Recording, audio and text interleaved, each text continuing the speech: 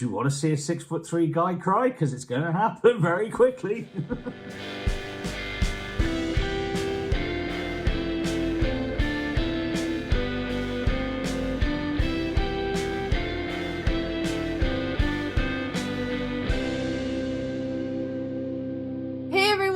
Welcome to the BPD Bunch. I'm your host, Xannie, and today I'm here with Carys, Jack, Solène, and Darren. Where in the world is everyone coming from today? I'm in Southern Ontario, Canada. Atlanta, Georgia, United States. Dubai, UAE. London on the British Isles. And I'm coming from New Mexico in the United States. Today we have a bit of a special episode for you. We are going to be sharing stories about how BPD has shown up for us at work. If this or other BPD related topics interest you, please make sure to like, subscribe, and turn on your notifications so you do not miss anything. So who wants to go first? Who's got a story about BPD at work? I came up with like several different stories, but I think the one that's most helpful for this one is the story that actually led to my BPD diagnosis. I was still in the Army. I was stationed in Fort Lee, Virginia. I just came back from what's known as basic leadership course. Basically what it sends soldiers to learn how to be sergeants and learn how to lead other soldiers and gets you ready to be in a leadership position. So I just came back. No, it wasn't half bad. I kind of enjoyed myself. It was a lot of hard work, but what is what it is. I could go back to doing what I was doing. I could go back to having drinks on the weekends and just being a regular soldier again. So I come back to my unit, and the other soldiers in my unit had came up to me like, "Hey, you need to be careful with Sergeant such and such. Since he's been gone, he's kind of changed a little bit. He's more, excuse my language, he's more of an asshole than he was before you left." I'm like, it's okay. Me and him were pretty cool before I left. We're both from California. We have this connection. Well, one of the other soldiers who told me was also from California too, and he was the first one to tell me like, "Hey, be careful. He is an asshole. For real, for real." I'm like, it is what it is. Something happened. I forget what, but I was already in a bad mood to begin with. Like I was already. Like I said, this was before my BPD diagnosis, so I didn't know why I was feeling this way. I was already feeling angry and upset about something else. And this particular sergeant came up and said the wrong words around me. I forget what the exactly words what he said was, but they were the wrong things to say to me at that exact moment. So I pretty much told him and laid out my exact plan for him and his family that I had. That what I was going to do to him and his family. And all my sergeants, my chain of command decided it would be best for me to go to the hospital for a good while. And that's how I led to my BPD diagnosis. So it was both negative and positive. It was negative because I said things that I should be in jail for right now. I should have been arrested and put charges on me. But the positive is I was able to finally figure out why I was feeling this way, why I was so angry and so depressed for so long. And it just kind of tanked my career and destroyed my military career, but it led me to who I am now and led me to the BPD bunch and leading me to helping people. So that's my story. Do you know? I think the important thing that comes out of that is the positive, but also that you don't forget that negative, because all right, you got your shame, but of it, but also it helps you within future work environments because you know how south it can go. You have that knowledge, so remembering where it can go to is important because it's the point where you okay, this stops now. If I have to make the apology, if I have to be the guy who gives in, then so be it, because the potential outcome is far worse. I really like what you said, Darren, about knowing how bad things can get. I think that has been such a valuable thing for me. And I don't say this in a self-hating kind of way, but just really understanding the darkness that does exist within me and how I can be tempted to let that out. I think there are a lot of people in the world who, for whatever reason, have never been forced to face that part of themselves. And then it kind of takes them by complete surprise when it comes out and they try to rationalize it away. Like, oh, it's that other person's fault, right? But we do all have something in us, and for me anyway, having those experiences, knowing how bad it has been, gives me a lot of motivation to do what I need to do. So I think that's a really, really good thing to think about. I think we have the danger of losing perspective on it, because we've all said in a work scenario, oh, here we go again. And the person who you may have offended or shouted at or whatever, that's the first time it's happened. And so they are naturally offended and they're making a big deal out of it. If you're on the receiving end of that, it is not a great place to be. And especially if it's the first time and if, it's just come from nowhere. So I think that comes with time. That comes with it happening, more than once, and you sort of start to develop and you start to sort of say, okay, I've got to be conscious of what my capabilities are, and how I can hurt people. We all have that acid tongue that can destroy friendships, but also can destroy careers. So, it's sort of, it's learning to just sort of handle and manage that. Oh, the acid tongue. Yep. I have the capability to go for the jugular. I'm trying to not do that. I could make it the most hardcore prisoner, like Stone Cold Killer, cry if I wanted to. Like, I've done it. On the flip side of that, I don't know if it happens to you as well, but when we get yelled at, I mean, that's happened to me many, many times before. My default main trauma response is freeze. Not the same for everyone, but that's for me. And if I get yelled at, so I'm on the receiving end of it, I don't use my acid tongue or whatever you guys are talking about right now. Like, I got nothing. I just freeze. I stay into place. I take it. I just take it. And then eventually they stop most of the time. And then I just go and cry for ages and think everything is my fault and I'm a terrible person. Even though many of these times it had absolutely nothing to do with me. At all. Like, it was about some random project or some other thing that they talked about or whatever, but I just like... Hey, who knew we take it personally? Who knew we take things personally? So personally, like to the end of the personally. Equally, I think there's a perception that because I'm this big bloke that I can take being shouted at and I can take being basically abused, verbally, and, being threatened in the work environment and stuff like that over the years. And like, I just crumble. Same as you, I just crumble. Because I'm not great at handling criticism. I'm not great at sort of, handling that side of things. So it's sort of like, it's like, do you want to see a 6'3" guy cry? Because it's going to happen very quickly. I think you've hit on something really important as well, the criticism. Like, how people love feedback in the workplace, particularly corporate environments, and we're going to give you this 360 feedback. It's going to be amazing. It's going to help you with your career and all that. And you get this stack of papers, basically, with all this feedback from, they asked maybe like 20 people, maybe 25 people, whatever. Yeah. And it's got like a whole bunch of positive stuff. And then at the end, on that last page, I read all of this criticism and I feel terrible. And I don't read any of it, the rest, because I'm like, the rest, it's just people being nice. It doesn't matter. Don't believe them.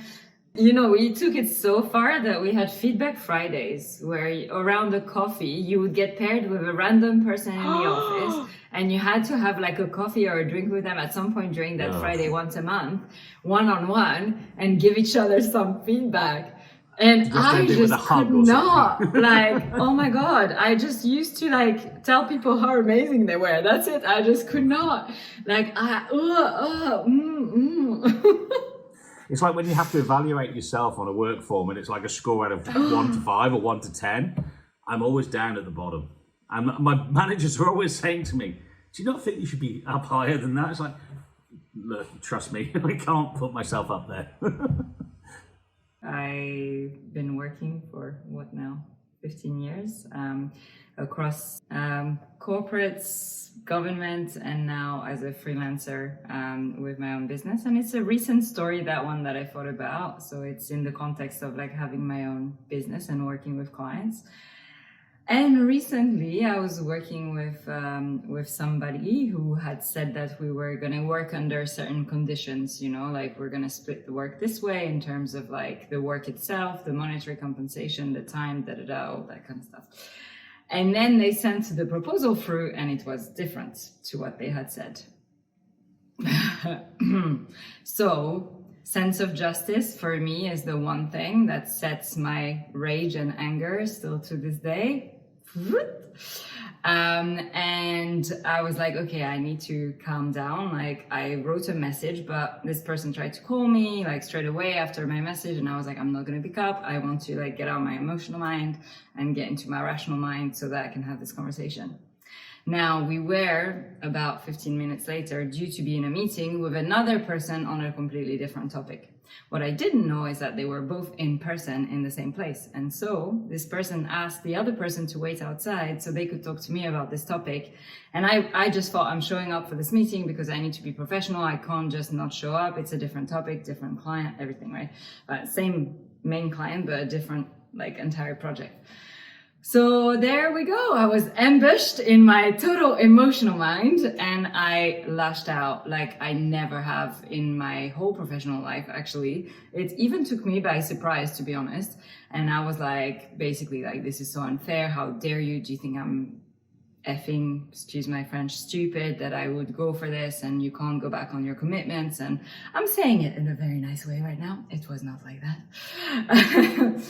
And it was a very interesting one looking back, because on the one hand, it's not necessarily what we want to be doing, right? And I wish I was more collected. I wish I was more rational and assertive, but in a more controlled way, and in a way that felt more aligned with the person that I want to be.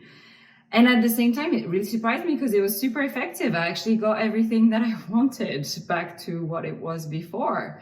Like, it got the result. And the person, because I guess it's so far from who I am usually in all of these work situations, I think the person was so taken aback and like realized that they had crossed so many lines, like they weren't even lines anymore, that it was effective. And yet still I look back and I'm like, this is not how I would have wanted to handle it. So it's quite an interesting one, like I don't know how you all think, like, what do you think and how you think you would have handled that maybe differently, or like knowing that it met the objective? Like, how do you look back on an anger outburst and think? Honestly, I don't have nothing to say because it worked. Sometimes if it works, it works.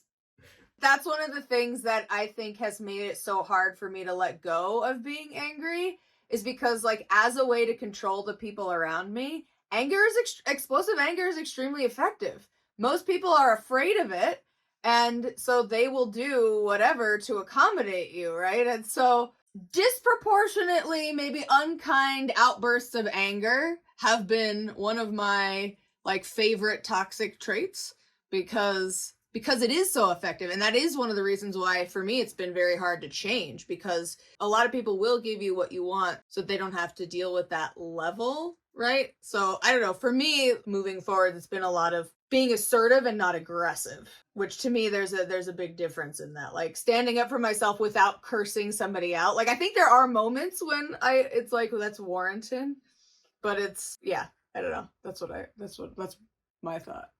I think there's an important distinction between anger and what can come across perceived as sort of aggression designed to influence and bully and cajole people and stuff.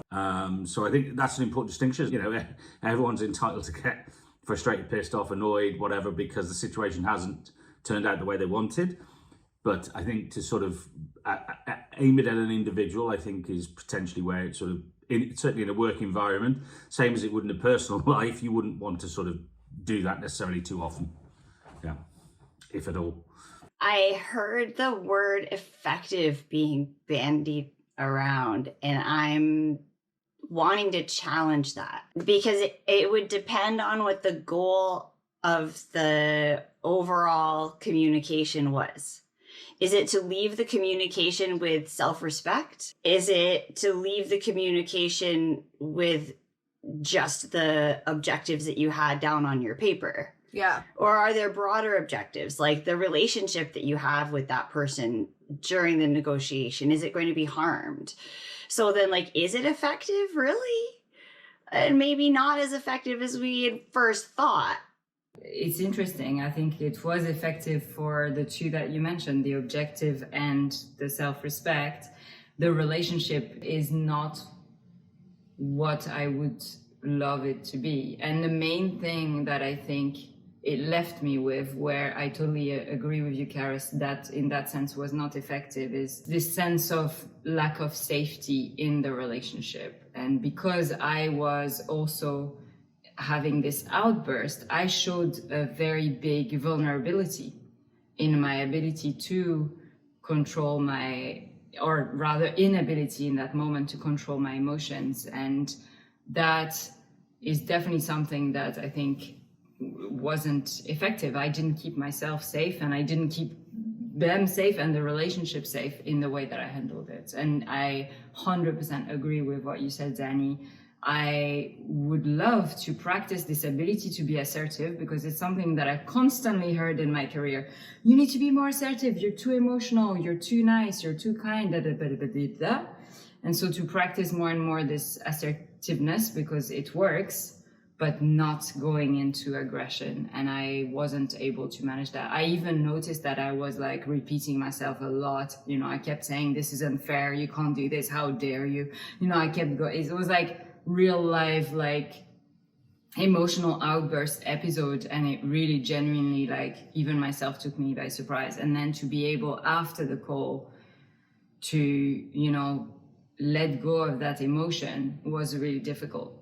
Carys brought up an important point. I think it's hard because you were talking about the word effective, right?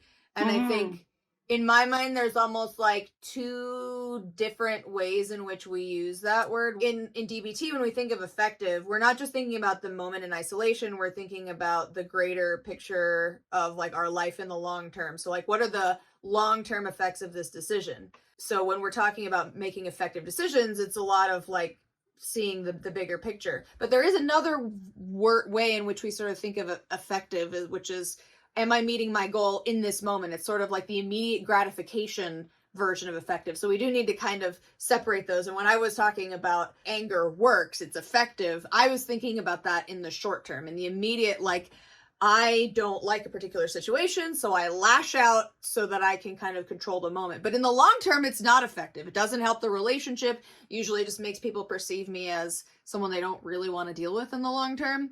So yeah, that is a really important distinction. So I'm glad that you brought that up. Interestingly, the next day, the person called me to apologize for not honoring our initial agreement and for going about business the wrong way.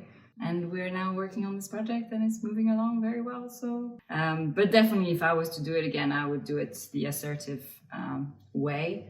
And I'm still, you know, very much working on those like emotion regulation skills in the moment, because I find it way more difficult when you get in this kind of ambushed situation where you're not expecting it. I knew I needed time. I wasn't picking up the phone because I didn't want to have this conversation in that moment.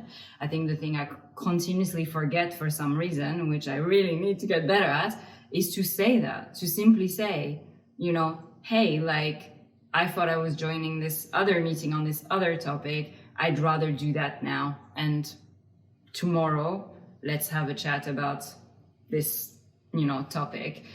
It could have waited a day. Why do I feel the need that because this person won the conversation now, that I'm like, okay, I need to comply with they won the conversation now? Actually, no, there is totally that opportunity to ask for more time. And then I'm sure if I had the conversation the next day, it would have been different. So it's like constantly, I suppose, trying to find that middle path and practice that so that it's effective in all sense of the term, like you beautifully, Carys and Xannie put it, yeah. So when I think about work stories, it's hard for me to think of very many specific examples because a lot of them really blend together. But one of the things that used to be a big problem for me when I was at my most symptomatic was my impulsivity. And it did affect working directly in the sense that sometimes I would like impulsively start or stop jobs. But the way that impulsivity affected work the most was more indirect, where I was feeling some kind of way in a moment and then would go and engage in some kind of behavior that was maybe not the most healthy, and then I'd have to deal with the consequences of that in a work environment. And so I was often seen as incredibly unreliable because I was always sick. And I remember one time when I was working as a background actor in a movie in New York City, and I was really not taking care of my body, and I got cellulitis in my leg. And instead of calling out for the day, I was like, oh, this isn't that bad. That's another example of like just not being in touch with my body. I was like, this is not that bad. I told myself that I was going to make up for all the times that I've like not been reliable, and I was going to push through. So I showed up to the set anyway, and it was winter, it was cold, it was rainy. I was wearing like these relatively large cowboy boots, and after about 8 hours, my leg was so swollen I could not get the boot off without help. I had to go to the medic tent, and they sent me off to the hospital. That is just one of many times where I ended up having some sort of medical crisis at work and had to leave and make other people take care of me because I hadn't been taking care of my body and checking in with myself enough in advance. And I also think, there is a part of me, I'm not gonna lie, that's a little bit attention seeking. I don't even really know how to describe this, because it's not like I didn't get loving attention from my family growing up, but I think as an adult trying to leave home, I couldn't really figure out, like, if other people aren't taking care of me, what's the purpose of our relationship? Like, how am I getting attention from people if they're not taking care of me? So there was a little bit of this subconscious, like, oh, if I'm sick at work, then everyone's going to stop what they're doing to make sure I'm okay. And that's how I get attention from other people. I couldn't really figure out how to show up in a way where there were other things holding the relationship together. I couldn't really figure out how to make that transition from child, where other people are caring for you, to adult, where you're like an active participant in the relationship. And so I just tried to extend that from childhood into my adulthood, where it's like, oh, I'm just gonna create these scenarios where people can care for me like they did when I was a child. So that was an element of it, but it's only something that I recognize in hindsight. At the time, if you'd asked me if that's what I was doing, I would have flat out denied it. I'd been like, I don't know what you're talking about. I'm just having a hard day. So there. Hard relates on the pushing your body to the limits. I think it speaks to the identity piece as well, to a degree. Like, I don't know if any of you have felt that, but my identity was so tied into the pride that I had in that specific job and my career in the travel industry and all of these amazing things that I felt I was involved in. And it was really like, yeah, I'm Solène, and I show up and I'm always there, and I over deliver. Whatever you want, I'm gonna do it until 3 a.m. It's okay, I got this, don't you worry, I got your back. And yeah, to a very unhealthy level. But I needed to burn out to learn that lesson the hard way, very hard way. Well, it's funny you're talking about identity. I definitely at that time did not put my identity in my work, but I do think that identity played a part in the sense that it was so like the impulsivity and identity were kind of like wrapped up together, where I would just be like, ooh, this is me today. This is me today. This is me today. And that is kind of how like I would end up in those positions where I was like dying on film set, because I wasn't attaching to anything long enough for it to stick. And I have this one friend who I was always calling like in tears, and it's interesting because like in hindsight, it must have looked to her like I was such an idiot, because I was always surprised by how things played out. You know, like if you think for 5 seconds, like, oh, you have an infection in your leg, maybe go solve that issue and don't just go to work and try to pretend like nothing's wrong. But every time that stuff blew up in my face, I was always surprised. And I think it's just because I never attached to anything long enough for anything to stick and have any kind of coherent story, narrative. There's no coherent narrative. Every day it was like I was a totally different person. Carys, you're making lots of faces. I'm curious what your thoughts are. Yeah, about that. My first week in residential construction, my foreman, he told me, he's like, come on, Nikki, because that's what I go by at work.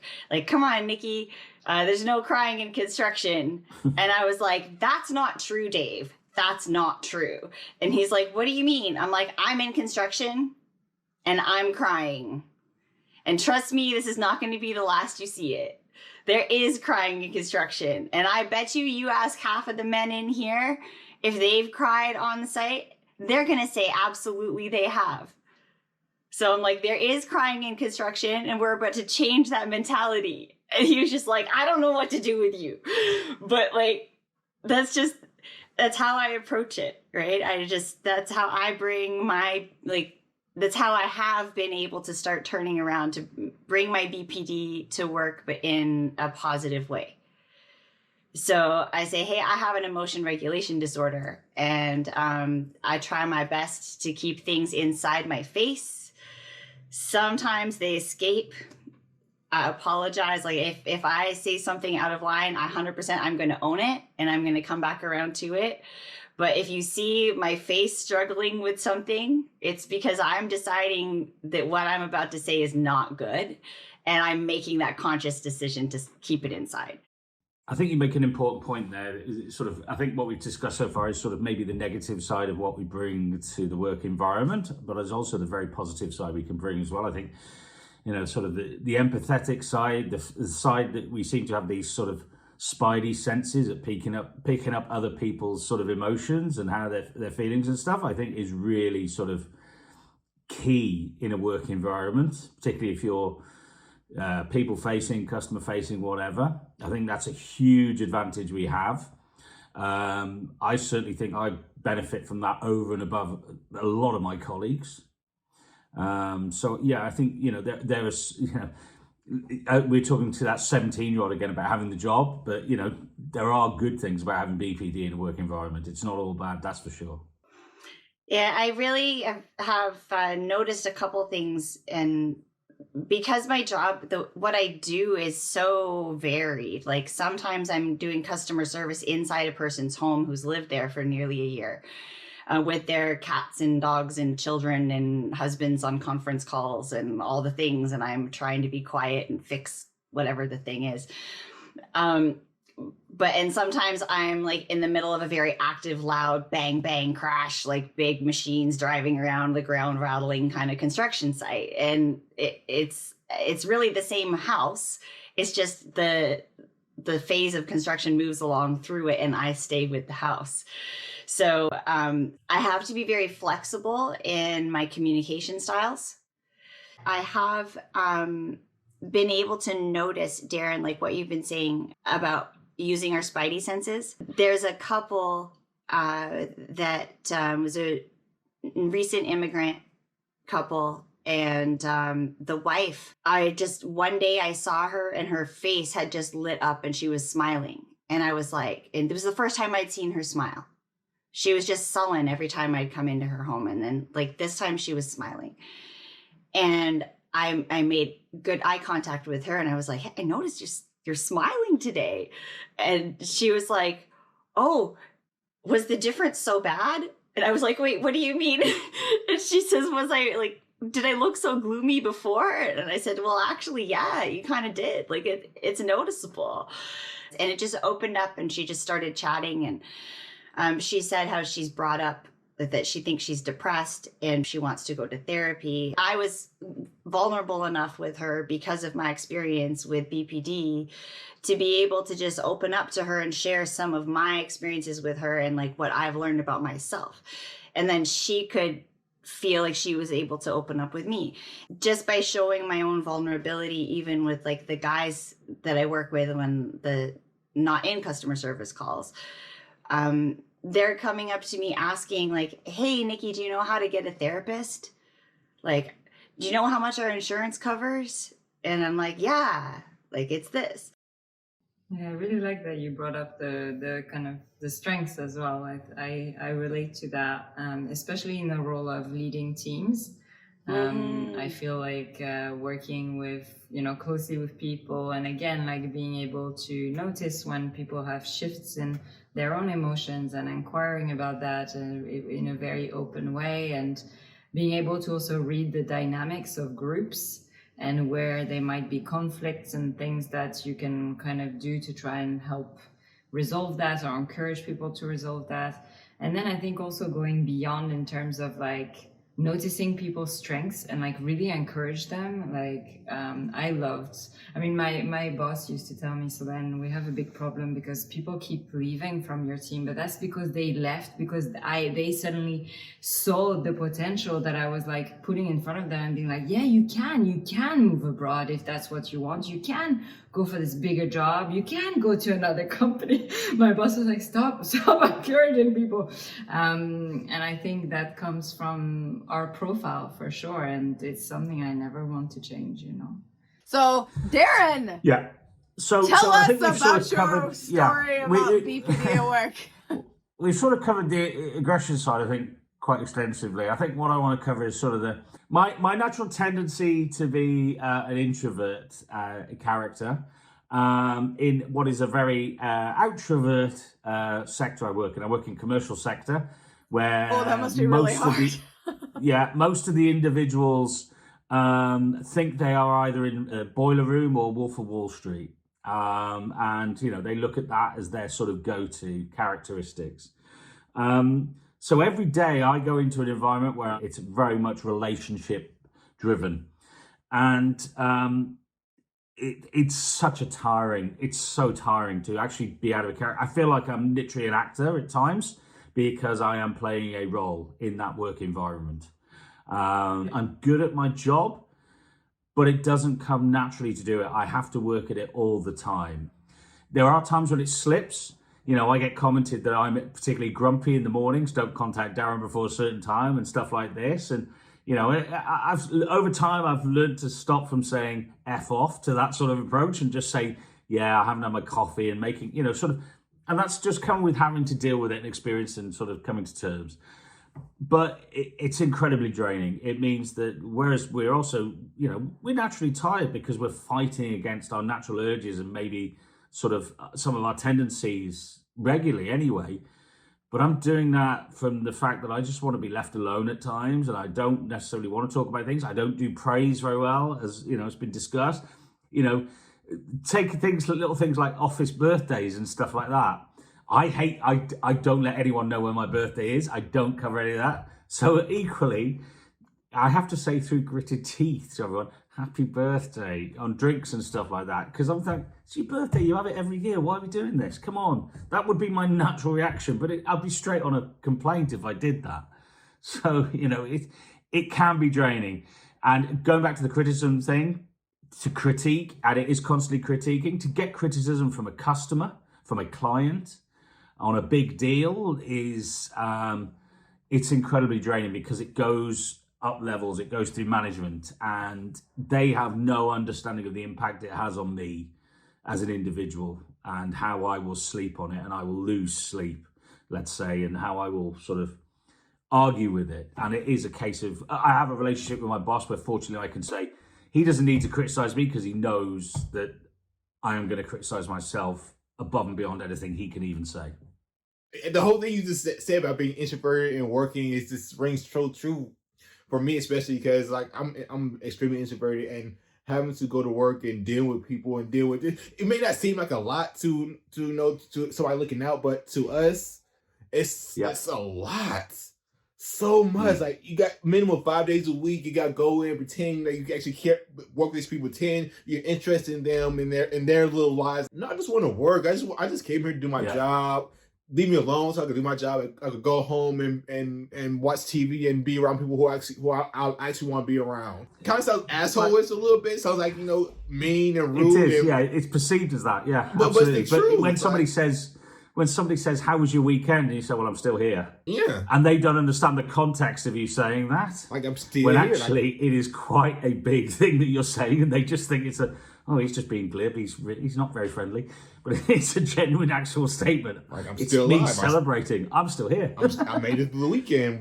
I'm here. I'm talking to you. Like, hey, that's the big conversation for me right here. I don't know how big a statement that is. Myself. I am like y'all's worst nightmare. I am like the chronic oversharer that wants to talk to everybody and is like, oh, we're already best friends. No. I will be working from home that day. I'll be headphones on all day long. I don't care how much I get to. Oh yeah, Xannie. Yeah. I'm sorry, I can't hear you. The music's too loud. Yeah. Do you know my best life of work was when COVID was on. Working from home was the dream. Oh, I love working from home. Yeah, I could be happy and glad on a Zoom call with, and I was even sort of like, organising with colleagues, but like being in the office and having to put up with people like, hey, how was your weekend? What did you do? All of this? No, thank you. You said COVID was the best time you worked. So was mine. And I worked in a restaurant. COVID was the best time of my life. Like, I was working in a restaurant, making good money. Didn't have to deal with nobody. It was just awesome. I love the shutdowns of COVID. I hated lockdown. I love the lockdowns. I literally went 2 weeks without hearing myself talk during lockdowns. The greatest 2 weeks of my life.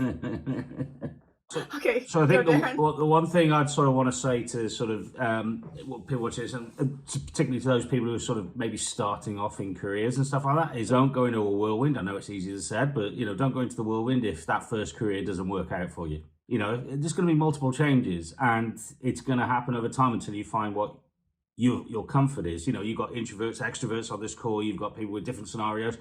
You will find your groove. You will find your niche. One of the things that when I first got diagnosed was it's hard for people with BPD to keep a job. And it's hard for people with BPD to keep a job if it's not the right job for them. You will find the right job for you. I guess that's sort of what is important. I think what's come out on this call particularly. Yeah, and they can be multiple right jobs depending on your time of life as well. So I love that, Darren. I'm a big advocate for the non-linear career. If that's what suits you, if what suits you is, the linear, then go for it. And if it's non-linear, that's also amazing, right? For me, I think what stands out from this episode is around emotions and, emotions at work. And I think there's this illusion, at least that's how I was brought up, of this division between the personal, and this is where you put your emotions, and then the professional, and this is what it means to be professional and show up in the professional environment. And I would love for the world of work to change and open up to the fact that we're humans with emotions in the personal sphere and in the work sphere as well, and to welcome these emotions, and for us to learn, all of us to learn emotion regulation skills and support and compassion for each other and for ourselves, because I think that would make a huge difference in the workplace of tomorrow, and even starting in schools, to be honest, like to really lean into the whole emotion being, emotion intelligence, emotion appreciation, emotion compassion, empathy, all of that. I'd love that. Solène, you have a really great post that you've done on our Instagram about emotions as messengers, right? And I think one of the things that comes up for me when you were talking about emotions at work is that I think sometimes we do have really valuable emotions that come up about work that are useful to explore because they are actually related to the work. And if you try to completely separate out emotion from work, you may not be getting valuable messages that could be useful, not only just for you personally, but You know, maybe you have sort of a gut feeling that there's something off about this, like whatever the project. Maybe there's something that as a group, like the team needs to explore. And if you don't have any space for those emotions to exist, you know, what are some of the consequences for that? Like, obviously it has to be done in a way that's productive and everyone's not just like bleeding their emotions out everywhere all over the time indiscriminately, right? But having space for those to exist. And I just think that's really great. A really great idea that we should move forward. Play up what Darren was saying about, you know, don't let the first job, if you lose your first job, don't worry, because it might not be your first career. There's chances though you don't know what you might want to do because of your borderline diagnosis, because your personality changes, personality is constantly changing and shifting. You may not know what you actually want to do, and that's okay. Some of the greatest advice I ever gotten was before I joined the Army when I was 19. It's okay to know what not to know what you want to be in life, because the word is constantly changing. You're constantly changing. Everything around you is constantly moving and shifting. You may not know who you are, what you want to do, where you see your life in 10, 20, 50 years from now. It's okay. Don't freak out. Don't whirlwind. Don't cause yourself in more damage to your mental health because your first career path didn't pan out, or you don't even know what your career path is going to be or what you want to do out of life. It's okay. It happens to all of us. I'm still struggling with it. I know I won't be a director, but I'm still struggling if I still want to be direct or do marketing, because it's not panning out so well for me right now. But I'm not gonna let it freak me out. Don't let your career path freak you out. When I was in high school, I really wanted to be an animator. And, you know, it's like you fall in love with the idea of a job sometimes. And then I realized I actually did one summer, I did a small animation on the computer for somebody. And I realized, oh my gosh, it is so slow. It is the same picture over and over and over again, slightly different for hours. And after a week, you've maybe done a few seconds of footage. And I realized I don't have the patience for this. Yeah. Right? Like, I love the finished product. I love watching animated shows, and I think they're great. But, you know, sometimes we have to realize that our ideas, like our expectations and reality aren't the same, and that's okay. Like, a lot of things you don't realize until you have the experience, whether you actually like it or not. And that's not a personal failure of yours. You learn more about your strengths and weaknesses, and that's okay. I always wanted to be a rock star, but that dream's gone. So I'll settle for opening a record shop. That'll, you know, I'll be happy with that. Yeah. Darren, if you open a record shop with actual vinyl records, I will come visit it. I have a small stack right here, and I have a record player right there. Yeah, they're out of frame. I gotta get good at my current career to earn enough to earn that yet. So time's running out. Thank you, everyone, so much for watching. We hope you got a nugget of wisdom to take with you on your journey. Next week, we will be back with a brand new episode topic. If you can't wait until then, please consider supporting us on Patreon. We have extended cuts of our Wednesday episodes available for our top 2 tiers, our BPD Buddies and BPD Besties. So next week's episode is already up right now on our Patreon. You can check it out in the link down below. And we'll see you next time. Peace. Bye. Bye.